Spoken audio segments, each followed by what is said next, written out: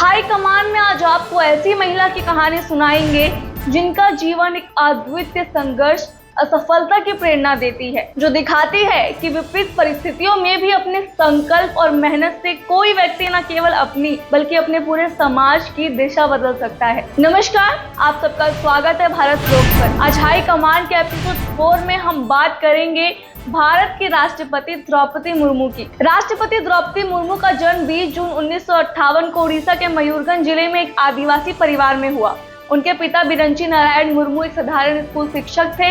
आर्थिक तंगी ने उनके परिवार को कठिनाइयों में रखा, लेकिन द्रौपदी के माता पिता ने हमेशा उन्हें शिक्षा के महत्व के बारे में बताया। ये शिक्षा ही थी जिसने द्रौपदी को अपने सपनों की ओर बढ़ने की ताकत दी। बचपन से ही द्रौपदी ने अपने चारों ओर सामाजिक असमानता और भेदभाव को देखा।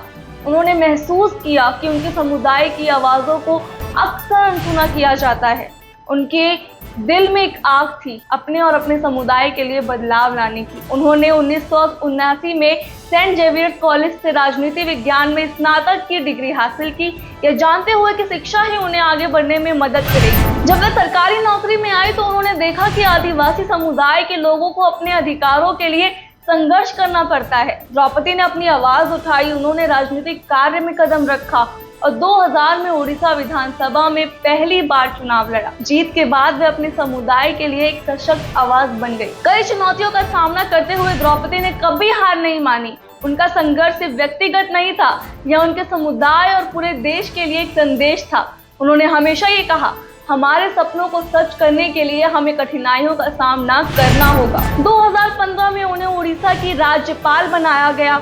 इस पद पर पहुंचकर उन्होंने आदिवासी समुदाय लोगों के अधिकारों की रक्षा करने का संकल्प लिया और फिर 25 जुलाई 2022 को उन्होंने भारत की राष्ट्रपति के रूप में शपथ ली। वह भारत की पहली आदिवासी महिला राष्ट्रपति बनी, जो कि उनके जीवन की एक महत्वपूर्ण उपलब्धि थी। द्रौपदी मुर्मू की कहानी हमें सिखाती है कि संघर्ष के बावजूद अगर आपके इरादे मजबूत हैं तो आप किसी भी बाधा को पार कर सकते हैं। उन्होंने न केवल अपनी बल्कि पूरे समुदाय की पहचान बनाई।